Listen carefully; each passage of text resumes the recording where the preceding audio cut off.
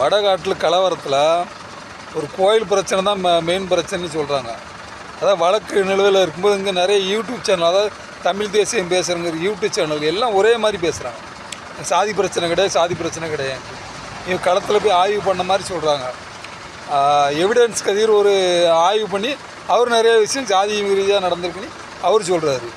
அதெல்லாம் இருக்குது.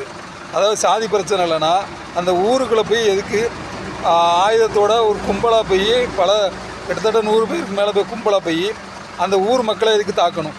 அங்கே உள்ள வாகனத்தை எதுக்கு உடைக்கணும்? அவங்க வீடை எதுக்கு தீ வச்சு கொளுத்தணும்? தனிப்பட்ட பிரச்சனைனா சம்மந்தப்பட்டவங்ககிட்ட மோதுனா அடிச்சிருக்கணும், பிரச்சனை முடிஞ்சிருக்கும். இவ்வளோ பெரிய ஒரு கலவரமாக காரணம் தான் இது. சாதி பிரச்சனை தான் சந்தேகமாக இருக்குது. சாதி பிரச்சனை தான் நடந்திருக்கும். ஏன்னா சாதி பிரச்சனைலாம் அந்த ஊரை போய் தாக்க வேண்டியது, அந்த மக்களை எல்லாரையும் அடிக்கணும், அவங்க பொருளாதாரத்தை சீரழிக்கணும். அப்போ இது திட்டமிட்ட ஒரு கலவரம் தான் நடந்திருக்குதுல.